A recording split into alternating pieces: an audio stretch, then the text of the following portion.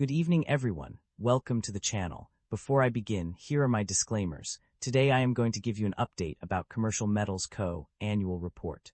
Commercial Metals Company offers a diverse range of businesses and services across the steel and metal industry.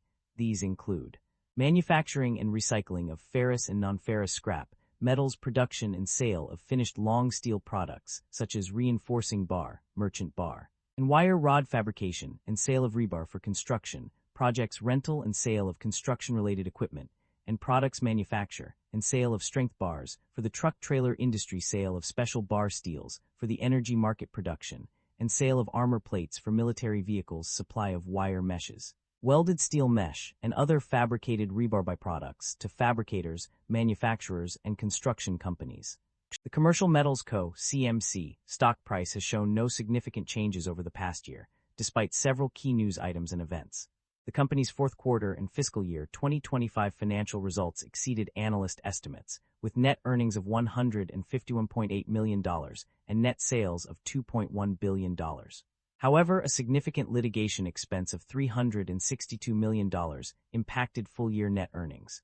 CMC also announced pending acquisitions worth $1.84 billion and $675 million to expand its commercial portfolio and establish a new growth platform. The company filed its annual report, detailing its vertically integrated steel and construction solutions business, ongoing construction of a fourth EAF micromill in West Virginia, and environmental operating costs.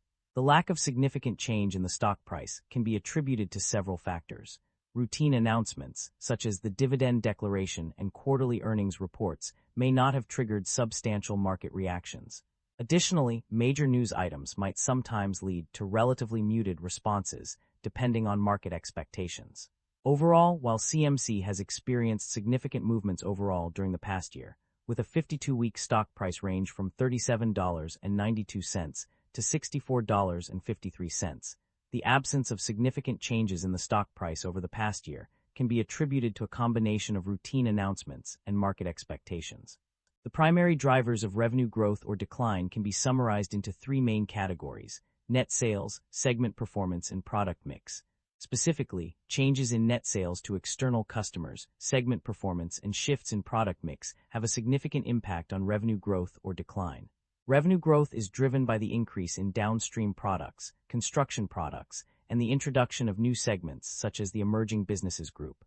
On the other hand, revenue decline is attributed to decreases in steel products revenue and net sales to external customers in the United States.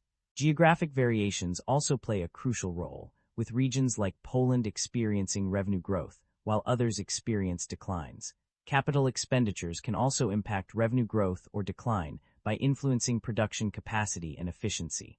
Overall, understanding these drivers is essential for making informed business decisions and identifying areas for improvement.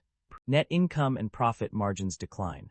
A summary: the net income of the company has experienced a significant decline, decreasing by $400.8 million, 83%, from 2024 to 2025. This sharp drop is attributed to various factors, including uncertainty around capital investments and external financing, risk of equipment failures and production curtailments, and vulnerability to economic downturns in key regions.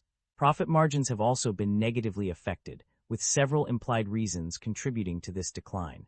Tariffs and trade tensions have had a significant impact on the company's profit margins, as well as goodwill impairment of $265.2 million.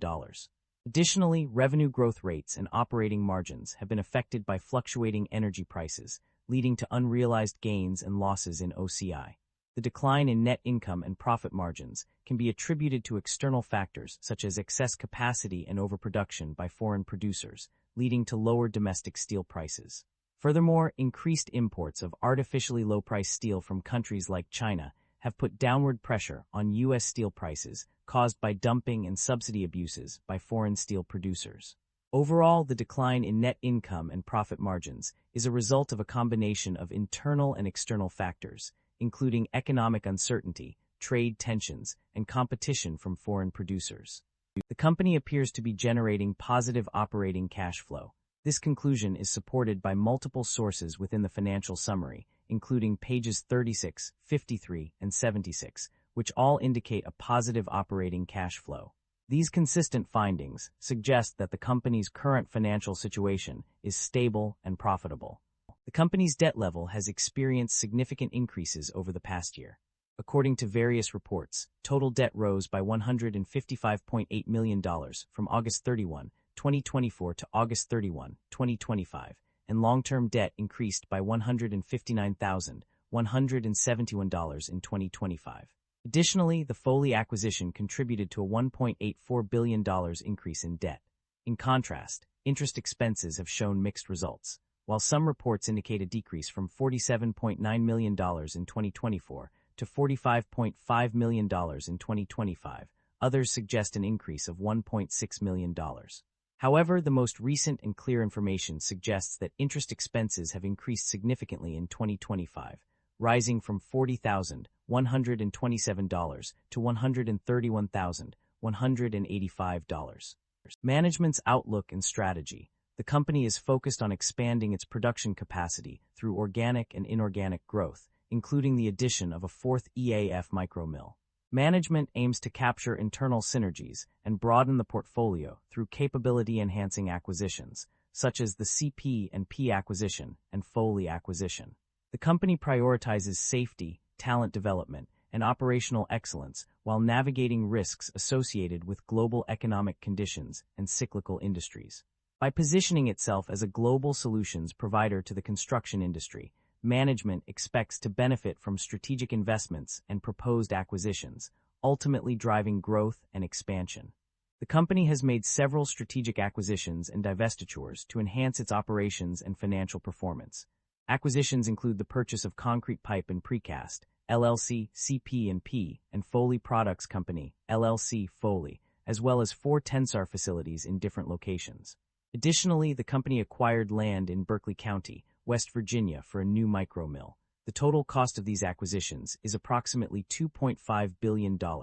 On the other hand, the company has divested 2 assets: a rebar fabrication facility within the North America Steel Group segment and a disposal group with associated assets and liabilities held for sale. These divestitures are expected to improve the company's efficiency and profitability. The company has a history of rewarding its shareholders through both dividend payments and share buybacks. Notably, the company has paid dividends consistently over the past 3 years, with amounts increasing from $74.9 million in 2023 to $81.4 million in 2025. Additionally, the company has also been actively buying back shares, with a significant amount of $198.8 million invested in 2025 alone. This demonstrates the company's commitment to returning value to its shareholders and investing in its own equity. Concerns about inventory buildup and supply chain disruption. The financial summary highlights several concerns regarding inventory buildup and supply chain disruptions that could impact our business. One of the primary concerns is the potential for scrap metal shortages due to hoarding by generators, outflow of domestic scrap, and disruptions in raw material availability, page 11. Additionally, inflation may exacerbate supply chain disruptions, construction delays, and labor shortages, page 12. Inventory buildup is also a concern, particularly due to reduced demand and changes in purchasing behaviors, which could lead to downward pressure on U.S. steel prices, page 20. The company has experienced significant inventory reductions in the past, but these did not recur in 2025, resulting in decreased cash flows from inventories, page 38. Furthermore, rapid price fluctuations of metals can impair inventory values due to declines in commodity prices and excess capacity in the industry, page 43. The write-down of inventory is also a concern, with significant amounts written down in previous years: $11,286 in 2023, $5,098 in 2024, and $2,473 in 2025. Overall, these concerns highlight the potential risks to our business from inventory buildup and supply chain disruptions. That concludes the financial summary for Commercial Metals Co. Feel free to comment below, and I will be happy to answer them when possible.